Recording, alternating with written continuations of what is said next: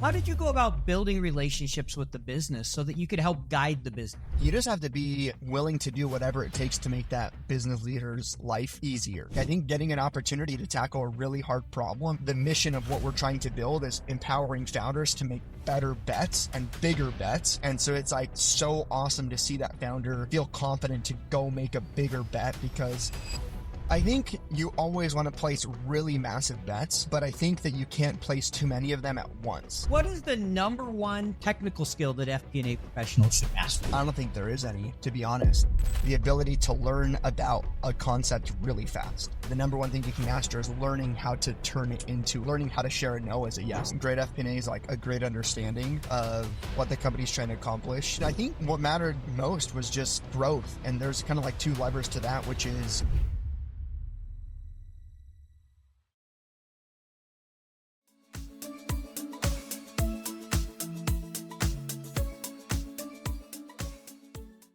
FP&A Guy here. Have you ever wanted to level up your FP&A skills? Then check out the FP&A Guy's Ultimate Course Bundle at the FP&AGuy.com. That's the FP&A Guy.com. And use code podcast to save 25%. Get started learning today. Hello, everyone. Welcome to FP&A Tomorrow, where we delve into the world of financial planning and analysis, examining its current state and future prospects. I'm your host, Paul Barnhurst, aka the FP&A Guy, and I will be guiding you through the evolving landscape of FP&A. Each week, we're joined by thought leaders, industry experts, and practitioners who share their insights and experiences, helping us navigate today's complexities and tomorrow's uncertainties. This week, we're thrilled to be joined by Renato Villanueva. Renato, thanks for joining us. Yeah, happy to be here. Yeah, really happy to have you. So a little bit about Renato. We'll give him an opportunity to share more about himself. He comes to us from the heart of Silicon Slopes, Lehi, Utah. He is the CEO of Parallel, a startup tool in the FP&A space. He has his finance degree from Utah Valley University, and he's worked for several companies, including Qualtrics, American Express, and Divvy. So the first question we like to ask all our guests on this show is, what does great FP&A look like? In your mind, what is great FP&A?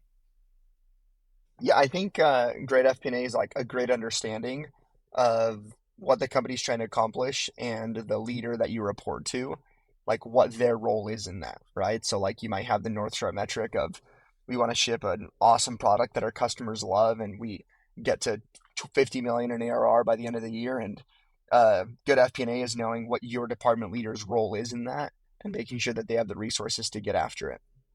So I really like that. Understanding that North Star metric, or what the business is trying to accomplish, what role your leader, your department plays in that, and then making sure it happens. Yeah, exactly. Like figuring out the way to get them the money to make it happen. Got it. I like that. So why don't you tell us a little bit about yourself, your background, what you're doing today? Yeah, so background's in finance, right? Like the biggest stint that I spent in finance was at Divvy. On a personal level, right? Like 3 kids, married, that's keeping us super busy. And then what I'm doing today is we're building a platform that makes financial modeling and forecasting a breeze for early stage founders.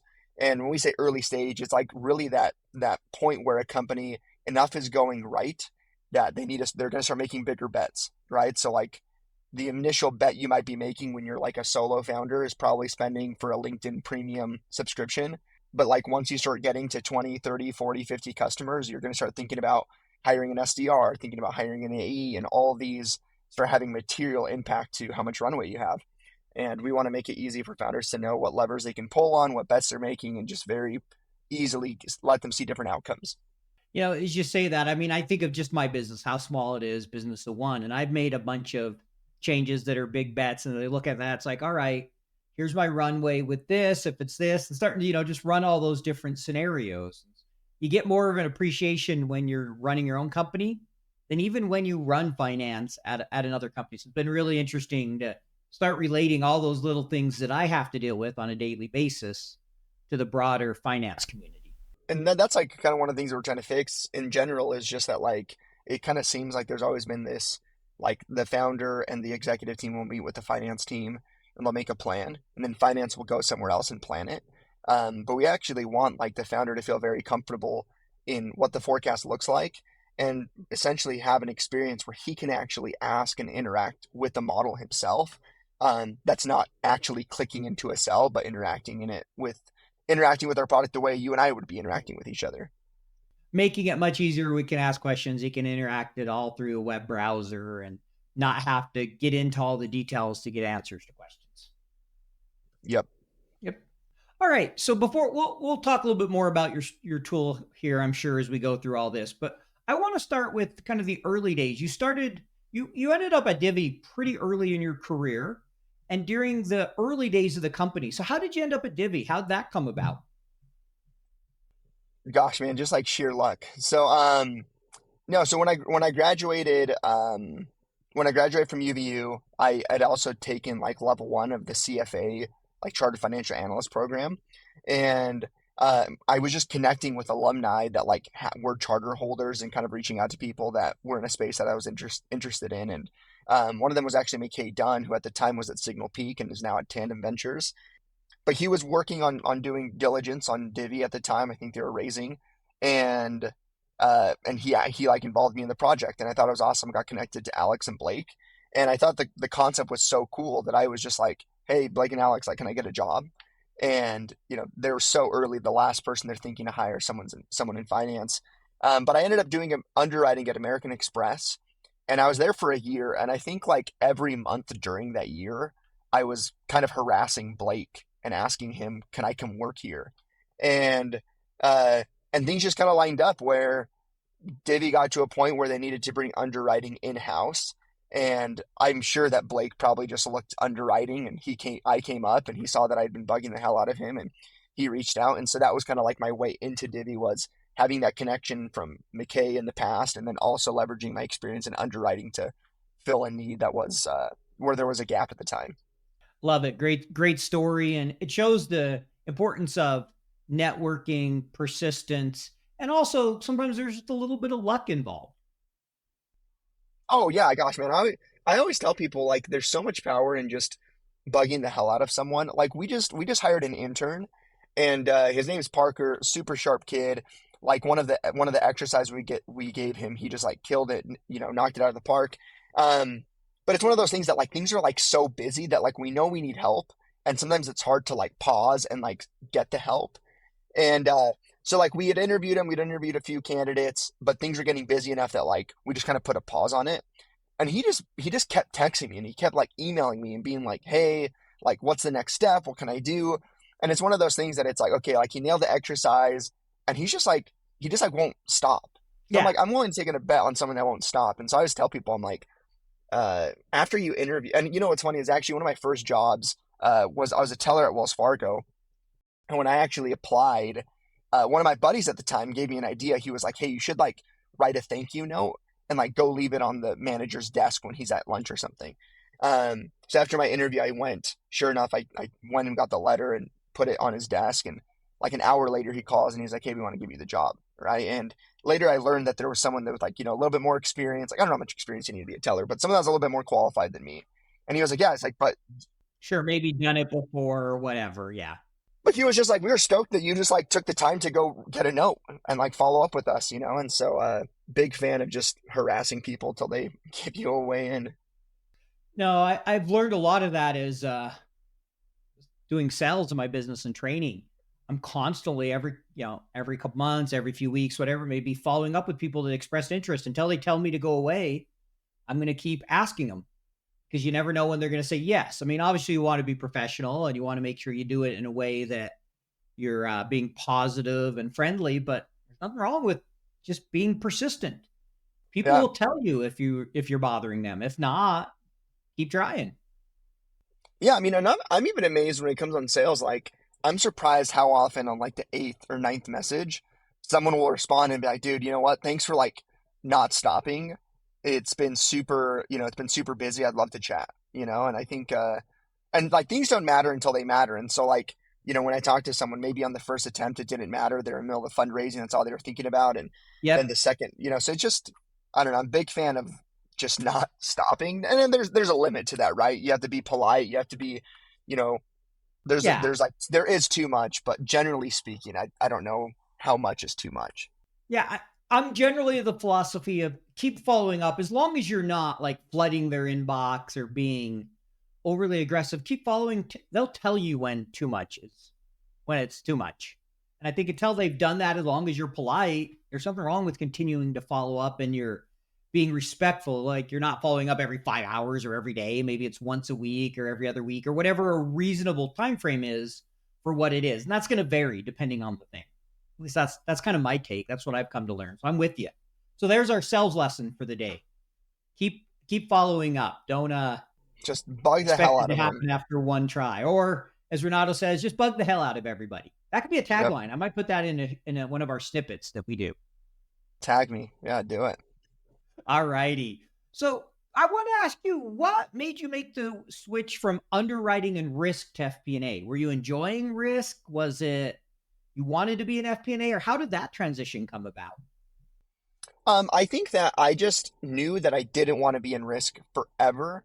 And so I just I always view just generally life as like what's going to keep the most doors open for me.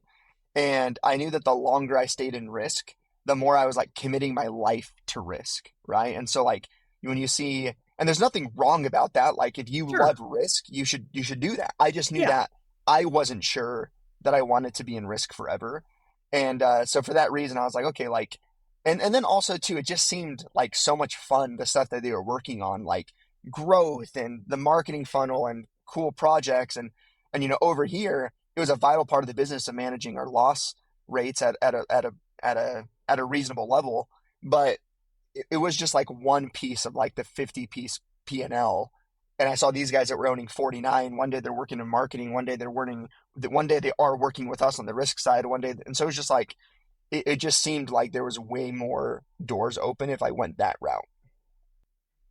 Makes a lot of sense. And I would agree because of the fact you see so much more of the business in FP&A, it's going to open up doors, whether you want to go into operations or other places, especially in a startup. Because my view, and I would love to get your thoughts on this as we're talking. I think at startups, what you want, like that first finance or the first few finance hires, you're looking for an athlete versus someone who's a specialist. You can throw them at RevOps if you need to. You can go have them help over here because often the roles aren't near as defined as with a big company. What would you say to that? What's your thoughts on that idea? Yeah, I mean, I think generally it's true. I think like someone that's in finance can do they'll do a they'll do a shitty job at RevOps, but they directionally know what metrics matter. They'll know that oh hey, we should think about the close rate, the demo held rate, the lead to demo conversion rate. Like directionally, I know the output of RevOps. So I think if anything, sometimes like hiring a finance operator early might help you better architect the roles that you need and why, because it's just like, hey, we got as far as we could with Renato being the one giving us input on the RevOps side, and that's where a good finance operator will know when their expertise is no longer there and they need someone to offer help. Yeah, totally get that. Like I remember I was in a role and unfortunately I wasn't able to convince them. But I kept saying, look, we're at the point, I don't have the skill. We don't have anyone in this function that really has the data science skill. And we're a big enough company. We need someone with some of that to get insights and to really run some algorithms and do some things within finance. And it was me recognizing, look, I can do certain things, but some of the stuff that we need to analyze is beyond the level of any skill we have. But I'm with you on that. The big part of that is knowing when you need to hire. Yes, you can help initially, you can do some of those things, but there's a point when you need that specialist. So I'm curious, what were the key operational metrics you looked at, Divvy, especially in those early days? What were the things you were really paying close attention to, other than obviously cash? Every startup's watching that closely. Yeah, I mean, I think what mattered most was just growth, right? And there's kind of two levers to that, which is how many customers are we adding? The second metric was how many of those customers are spending. And then another metric that we were really interested in was when someone comes in and they ask for a 100K credit line or 50K credit line, whatever it is, how often are they how much of that are they actually spending?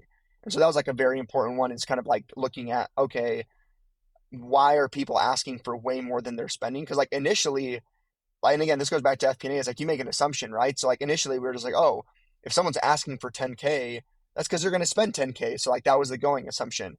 And so then we like learned that that was wrong. And so then it was like, okay, like then we'll put an assumption that maybe they only spend 50%. And then over time we learned, okay, it's almost like this 6-month period that it takes them to get to that point. And Yep. so I would say like credit utilization was like a big one for us. And then kind of other contribution margin things that were like in our control, like how much rewards are we offering? How many losses are we taking? Because all of those just played a role on how much of like our interchange that we were collecting, that we were actually the money we were making on the interchange. Yeah. And so talk a little bit about what Divvy did and kind of how that model worked a little bit for anyone who may not understand.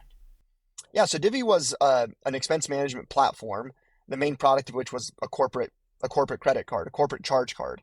And so like someone would come because they wanted to be able to streamline all like the receipts and the expense reports and being able to like give department leaders money and be able to set budgets around that. But the driver was like a credit card, right? Like if someone came in because they wanted to put all their marketing spend and kind of control it on one budget, they could do that with Divvy.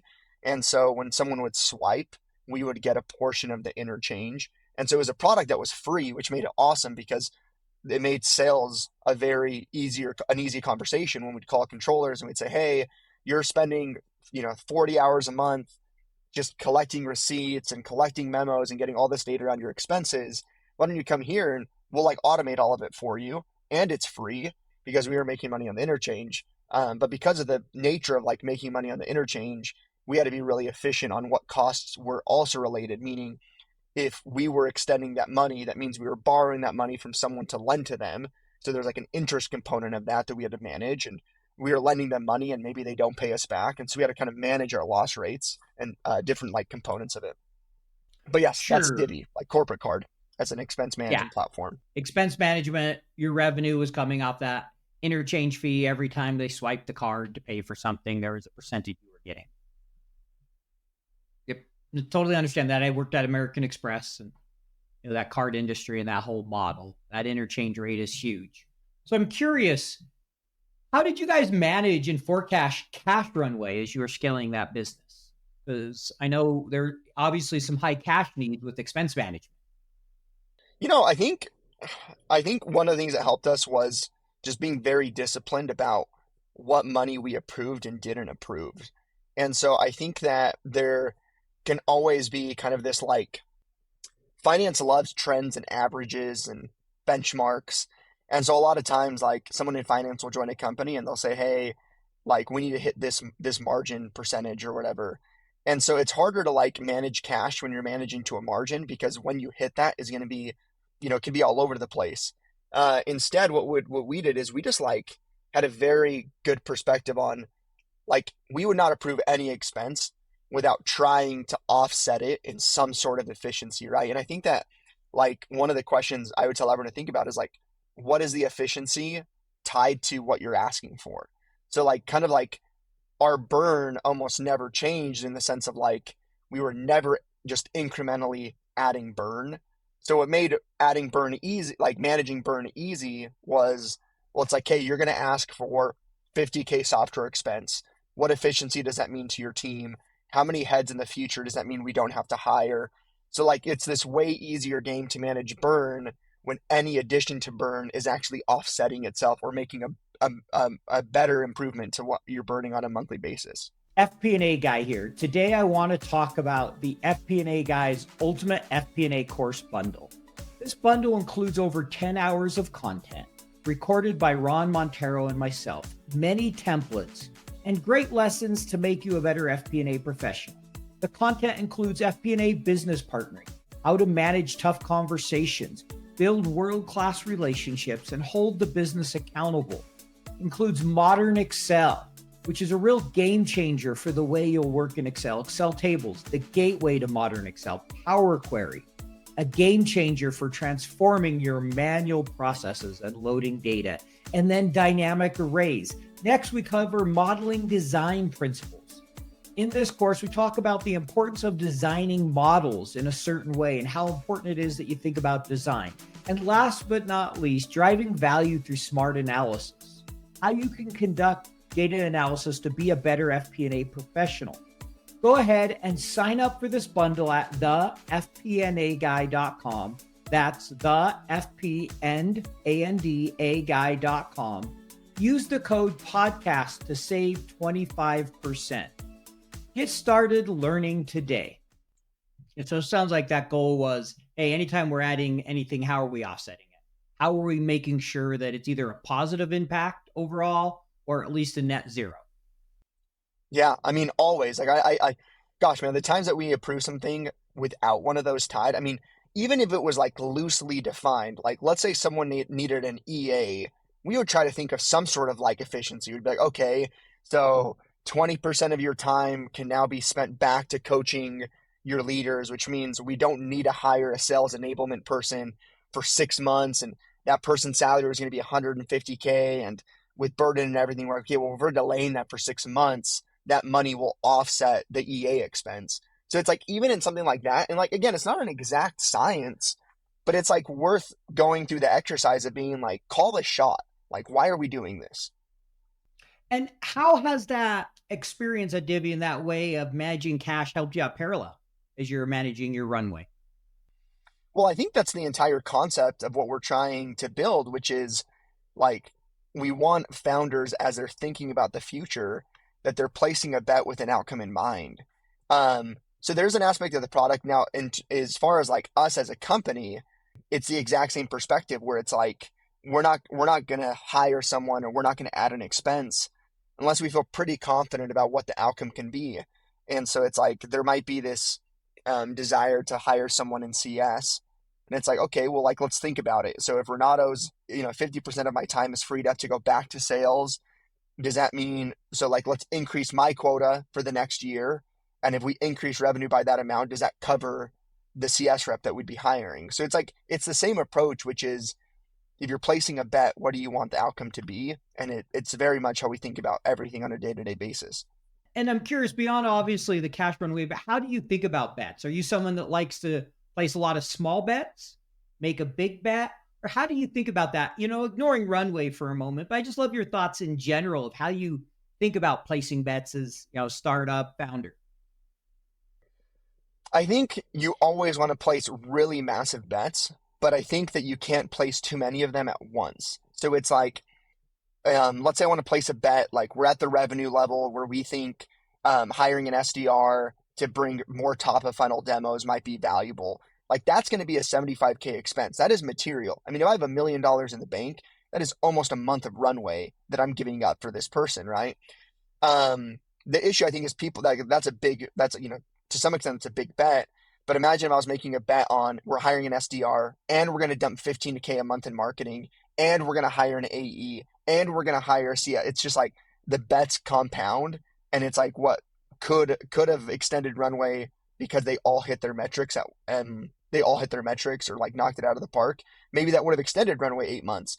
But it's like, I think when you're placing too many at once, I think that's the issue. But like, everything, I mean, the nature of being a venture-backed startup is you're only placing big bets. I mean, I view all our expenses or all the bets that we're making the same way a VC is looking at it, which is, hey, is this going to be the company that, more than returns the entire fund? And so that's kind of the same way I view my expenses, where it's like, okay, is this just such a no-brainer? But a lot of times the no-brainers have a probability of working out. And so it's like, you have to just balance how confident you are in each bet. And that kind of drives how many bets you can have out at once. Makes a lot of sense. I think there's definitely something to be said for that, especially I like how you bring in the VC tie to that of how you think about that. I want to go back to Divvy and ask another question. You were there for several years. Obviously, the company grew substantially, went through a number of funding rounds and an exit. Well, how did that budgeting process forecast change over time as you were scaling the company? I imagine the first day you went in there, that first budget and the last one was quite different in process and what all was involved. So maybe just talk a little bit about that kind of scaling and how that process changed over time. Yeah, I mean, it really didn't change at all. And I think part of that was because the CFO, Blakely, he had such a strong background and experience scaling companies that you never want to slow down a startup. But I think he had a really good perspective, which was like, this idea of every expense should be offset, that was just the approach forever. Like it never changed. And there was an element of like, even in the early days, we'd kind of lock an annual budget. After a quarter ended, we'd do like the 3+9, where we kind of like reassess with the rest of the year. Then we do the 6+6 and we do the 9+3. Like we did that the first month we were there, and we did that up until when I left. So nothing really changed. I mean, if anything, it maybe took a little bit longer just because marketing went from being a 1-person org to being a 5-person org. But the approach and the perspective never changed. It was always the same. Like there was never a point where we would manage to like a specific margin amount. There was never a time where we were doing like tops down budgeting. The perspective on like we do bets placed budgeting, whatever you want to call it, like that was just how we did it, and that just never changed. So it sounds like the only thing that really changed is maybe complexity, in the sense of now we got to forecast more departments, more people, more money, but the core process and the way you ran it never really changed. 100%. Yeah. Nothing ever changed through the time we were there. Got it. Makes sense. I like that. I think there's something to be said for that. If you have a process that works and allows scaling, is now stick with that. There's no need to change it if it's working for you. So the next thing I'd like to ask you about is how did you go about building relationships with the business so that you could help guide the business while you were at Divvy? I mean, how do you think about that? Because obviously so important that finance is there to help guide, I think, especially during hypergrowth, so that you don't get in that grow at any cost and expense just spirals out of control. How did you help, build strong relationships so you could guide the business? I think it's like you just have to be willing to do whatever it takes to make that business leader's life easier. And like, I think sometimes finance will come in and they'll be like, okay, this is the new process. And they feel like they should tell that marketing leader how the show is going to be run from now on. And I think that like, I don't know, like I would say find that thing in that leader's process that's broken or that's frustrating or that's taking them time. And I think that like, until that leader feels like you are there to make them win, they're never going to want to spend time with you. They're not going to like really involve you in like their inner circle, whatever it might be. And I think a lot of times that can be frustrating to finance people because they think that maybe like they'll think that's not my job, but it's like your job is to have that leader like and trust you. Like that business leader needs to like you. That's just the reality. And if they don't, then you need to ask to switch. And so it can be as easy as being like, hey, like what's a report that you spend time every month getting together that like I could fix and like make it easier, or like, find a way to just make that person's life easier. Give them a small win, because it's like, until they like trust, if they can't trust you with like a simple report, are they going to trust you when you're giving them inputs or insights around their hiring plan or like key metrics that they're targeting toward or that they're, aiming towards? So it's like, for me, it's to get that, it's like you have to have a leader to like you. Find that thing that you guys can talk about. Find that thing you guys have in common. Find that thing that they are just getting annoyed with that you could make easier for them, and just give them a way to give them a reason to like you. Can you share an example where you did that? Oh man. I think like early on, our head of sales was like building comp plans, and it was just kind of like, I think we were all like, you don't know what a comp plan should be. And Yeah. we just, we came in and we just made the model a little bit more dynamic. Like there's maybe 8 places he was having to make changes, and we're like, hey, we made it just a little bit easier because we like locked this cell and we like, we adjusted the formatting of the sheet so a formula is in black and values are in blue. Like, here you go, it's easier. Like, we didn't touch anything. We just like made it a little bit easier. And then all of a sudden he's like, oh, okay, well, like Renato understands what I'm trying to get out of this model. He made it a little bit easier. Like, what other thoughts do you have? What else could we do to make it better, right? Because now it's like I took what he had, I didn't change it, I didn't make it resemble something he didn't trust, to where it's just like, no, like it's almost like I want to keep something in their format as long as possible. But that's like an example. Like, they were developing a comp plan. We went in, made it just a little more digestible, and they were happy about it. And so then naturally they're just like, well, shoot, if like Renato did that in a week, what if he owned it? Like, what if he likes, what if this was his full-time job? I love how you mentioned that you didn't like change the whole process, make it your own. You just made some enhancements that made their life easier. And there's a lot to be said for that. I think sometimes you come in and, oh, we need to rebuild this whole thing. And it's like, that's not necessarily going to win friends, right? It's not necessarily the right approach. There's times when you may have to do something like that, but you need to focus on making their life easier, not building the process the way you think it should be. I think there's a fine line there. Yeah, I mean, I think like there's software and there's all these cool products that make life easier, but it's like sometimes that's not what people want. And so, like, a good example would be Blake. Like, today you have Figma slides and Google Slides, and it's so easy to leave comments, and it's so easy to collaborate. But Blakely just loved when we would print off the slides, hand it to him. He'd have a marker or a pen, and he would just like, okay, change this slide. I want it to look like this, and he just hand it back.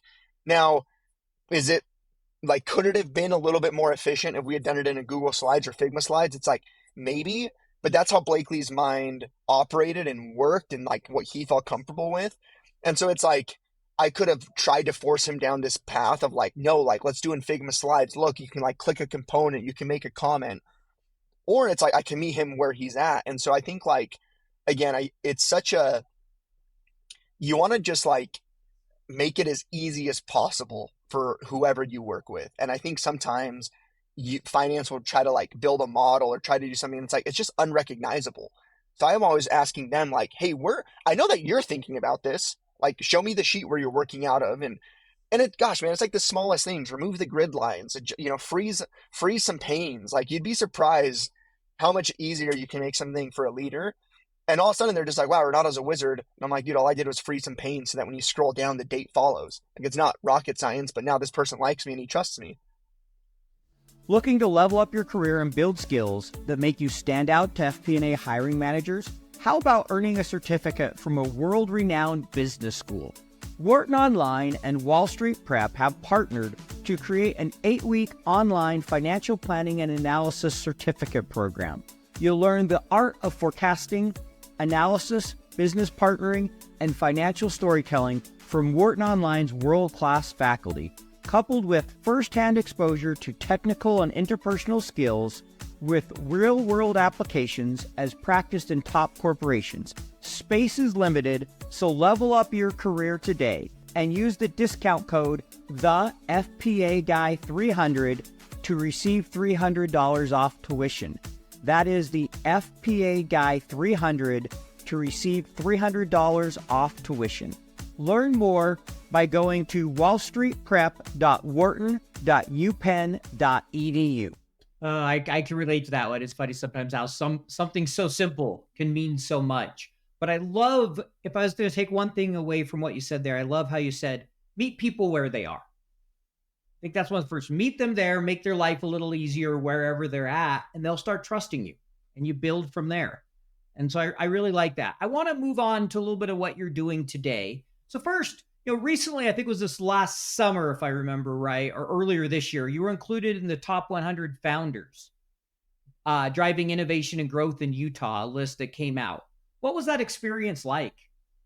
Like, being included in the list? Yeah, being included, knowing your name was there, just kind of talk maybe just a little bit about that. I think that I don't feel like I've done anything to be included on any list. So that's how I feel about it. So was it quite a surprise for you when you found out about it then? Sure. Like, I knew I'd been nominated, but my general response to the people that organized it was just, I have done nothing to merit being on any list, right? Because I think like it was, we've made like a lot of progress on what we've built. We've managed to fundraise a little, but that's like celebrating buying the wood when you're building a house. It's like, okay, we have the materials. It's like, we're not going to take a break now. And so being a part of the list, like, sure, it's cool. Maybe most people never get to the part where they buy the wood and they're getting ready to start building. But I'm like, I don't know if it's still worth celebrating yet. Like, let's get going. And so it's like, I mean, yes, it's cool to be on the list. My thoughts are, I don't think I should be on any list. Makes a lot of sense. I get what you're saying. You're like, all right, Thanks for recognizing me for starting a process, but I really haven't done anything yet. Talk to me in 5 years and see where the company's at, or in 2 years, or whatever the time frame is, right? You have a goal where you want to get, and you're at the beginning of that journey. Yeah, yeah, 100%. It's almost like it's not that some things aren't worth celebrating. Like let's say my son got into Harvard, my son or daughter got into Harvard, like for sure we would celebrate, but not nearly at the scale after they graduate, right? Sure. And so that's Yeah, that's it's cool that they got in, but it's a much bigger when they actually finish that task. yes. Makes a lot of sense. What has been the most rewarding part so far of building your own company? I think just that, like, I think getting an opportunity to tackle a really hard problem. And, it's funny, like, when I got COVID 3 years ago, it was a really weird experience. Like, and I was one of the people that got it really bad, like, oxygen at like 80 and below. Oh, It's funny when our son was born, I like was at the hospital, and like as soon as the baby came out, I was like, "Congrats, babe! I'm gonna go back and lay down." Um, and It was a weird experience at some point to like hit this on like, wow, I have something that's killed a lot of people. And it was a weird thought to be like, not like, I don't want to be dramatic and say like I could have been one of those people, but it was like, it was really bad. I had asthma growing up, and so I didn't know I was going to be affected. And so it's a weird thing to have had that disease and been like, could I be one of the ones that did. And so I think similarly, being a founder, it's like weird to have the same starting point as like a lot of successful founders and be like, can I be the one that figures it out too? Right. Because it's funny, like I've told this, like I think Mark Zuckerberg, their like first or their first investment was like 500 or 800K. And this probably isn't the exact right way to think about it, but like, we raised 2 million. And so I was like, I'll talk to Tyler and I'll be like, Tyler, is our idea 2 plus X better than Facebook, right? Because like, and again, that's not like an exact science. It's not exactly how it works, but there is an element of like someone was only willing to give Mark at like 400,000 users this much money, and people were willing to give us this much money. So I think like it's really rewarding to like have stepped into an opportunity to like figure it out. So the most rewarding piece is like learning along the way. I think it's rewarding to see customers use the product. I think it's rewarding to see like the mission of what we're trying to build is empowering founders to make better bets and bigger bets. And so it's like so awesome to see that founder feel confident to go make a bigger bet because he has the financial insight to say, yes, this makes sense. So like all of that, like who I'm getting to become, seeing our customers use the product, seeing the product evolve, seeing the relationship that Tyler and Clint and I have, like all of that's just so rewarding. love it. And I love all that you said there. And it sounds like you have a really good perspective on this and you're enjoying the journey, even though I'm sure it's really hard and at times it can be tiring, but you got a challenging problem you're trying to solve. I like how you sum that, empowering the owners with the data they need, the financial data to make bigger and better bets, right? To move their business forward.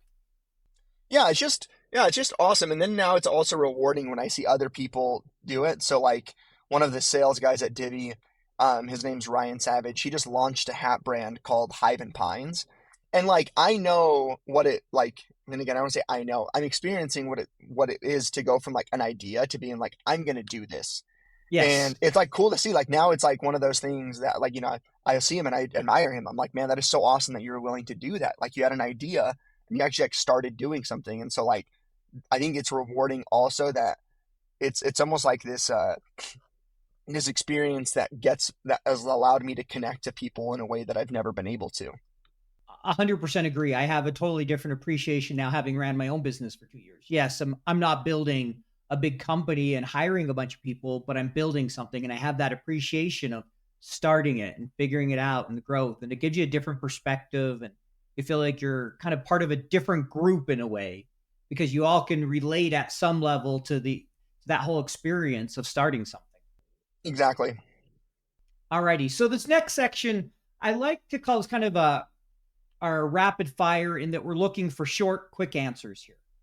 And we have 5 questions we're going to ask you. These are ones pretty much we ask everybody similar questions to this. So the first one is, what is the number one technical skill that FP&A professionals should master? Gosh, man, I don't think there is any, to be honest. I'm actually think that there's like this huge transition that needs to happen from thinking that FP&A needs to be super technical. I think it's just, can they solve, can they think through a problem and understand? So it's like the technical skill that they need is the ability to learn about a concept really fast. So like if they're meeting with their marketing leader, to learn that really quickly. I like it. So being able to rapidly learn, having that curiosity and being able to scale quickly. What's the number one soft or human skill we need? You have to learn how to sell shitty news as good news. Like, I don't know, like, I think it's just like learning how to disguise a no as a yes, because sometimes it's like the default sometimes can be no. But I think the number one thing you can master is learning how to turn it into learning how to share a no as a yes. Like, no, we can't give you, 800K to launch on this like random marketing campaign, but we would be able to if like X, Y, or Z is true. And so like I think mastering that of just like, don't ever tell someone no, tell them yes if. Yeah, it's no and or yes if, as you said. I totally get that. I really like that. I think that's a great skill for FP&A professionals to have. And first time we've had it put that way. If you could wave a magic wand and change one thing about FP&A today, what would you change? I think like understanding the mantle of responsibility that they hold. I think that it's so easy for FP&A to think that it's reports and budgets and whether you're over, under, and Excel.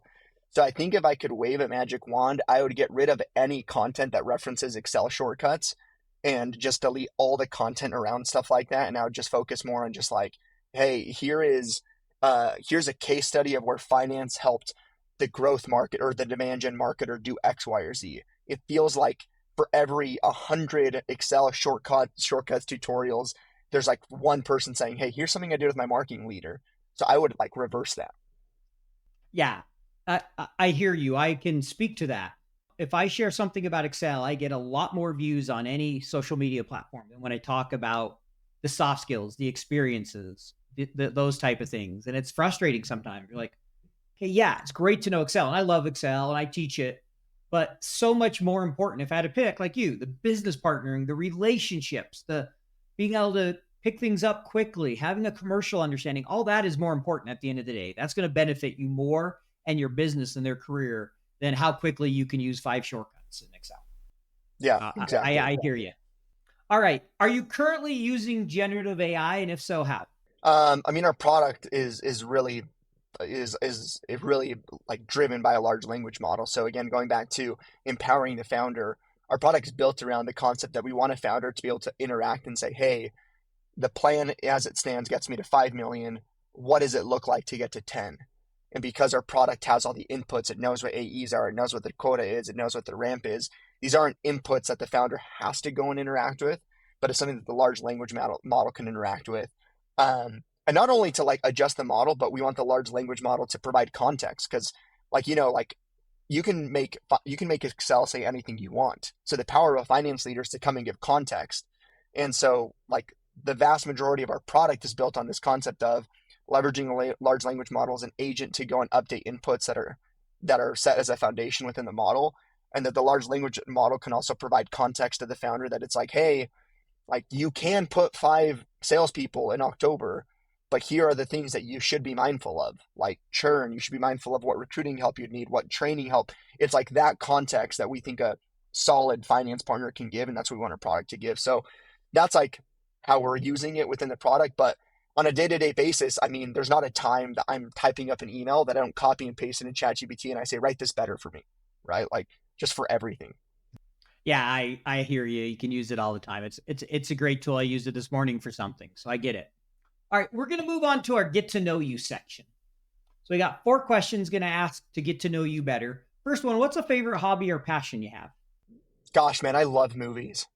I'm like just a big fan of like, yeah, I love watching movies. I love to snowboard, those two things. Favorite It genre? just depends because it depends whether I'm like in a mood to like really think through a difficult concept. So Sure. like Yeah. you'll have a movie like Arrival that really, is like trying to get you to think about this concept of time, and you even have movies like Dunkirk or Saving Private Ryan, and that's just such a different genre from like Hitman that's on Netflix right now. That's literally just meant to let you zone out for an hour and a half. Um, but I think like generally speaking, the genres that I love is like really thought provoking movies. Think like Whiplash, Black Hawk Down, Saving Private Ryan, Inception, Shutter Island, Interstellar, movies like that. Got it. Love it. Thank you. What is one book you'd recommend to our audience if you could recommend one book? Thinking Fast and Slow. Yeah, it's a hard book to get through, but I think there's something about identifying and learning how deceived you are on a daily basis by your own brain that's just fascinating to me. I think like as I was reading it, I'm just like the craziest examples. Do you have it I on your have that bookshelf? on that your summer. Yeah, I do. I have that on the shelf. Like one of the examples that they talk about in the book is like the tip jar, where they did like an experiment where they had one tip jar with like just it was just a jar that said tips. Then they had one tip jar that had like tips and it had a pair of like eyeballs on it. And the one with the eyeballs on it just had like a way larger amount of tips, just because subconsciously about someone like you feeling like someone was watching you made you artificially like want to actually put in more. And so like there's something so interesting to me that I'm just like, man, what about the things that I'm thinking about or decisions I made like was not me, but was like the autopilot version of me. So Thinking Fast and Slow for sure. Yeah, it's a great book, Daniel Kinneman. I recommend it. I've read a lot of it. I listened to part of it. I need to read. I don't know if I've read the entire thing. I need to go back through it one more time, but I've really enjoyed And if, parts of and the if there's study. like there's a way easier watered down version of it that's called Predictably Irrational by Dan Ariely, and it's kind of like the same. It's like but it's like 100 pages versus 500. Yeah, yeah, it's a big book, but it's a great one.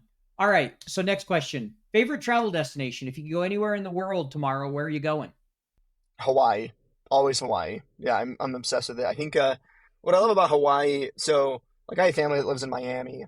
The beaches are beautiful, but they're just busy. It's hard to find parking versus, in Hawaii, you can find a beach all to yourself, and it's just like it's the one place I think you can travel. I think a lot of people are just like, "Oh man, I need a vacation from my vacation."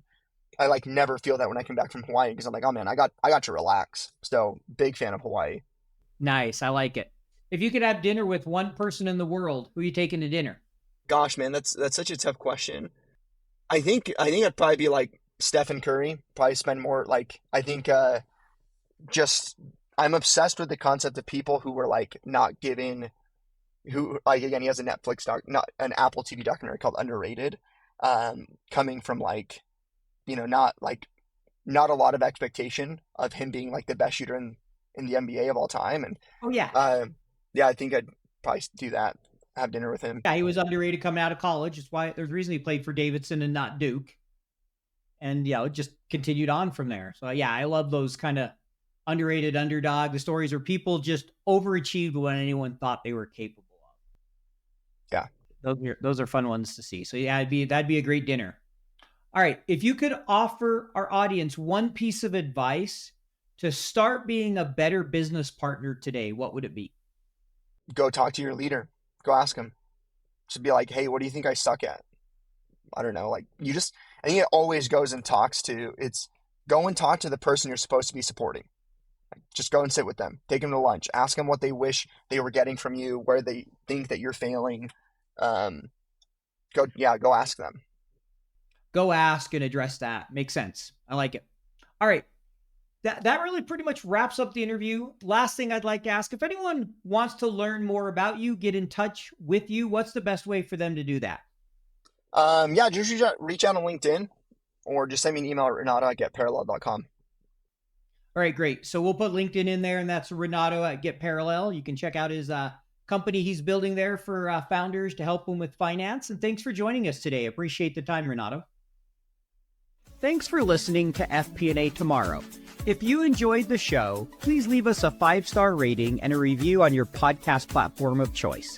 This allows us to continue to bring you great guests from around the globe. As a reminder, you can earn CPE credit by going to earmarkcpe.com, downloading the app, taking a short quiz, and getting your CPE certificate. To earn continuing education credits for the FPAC certification, take the quiz on Earmark and contact me, the show host, for further details.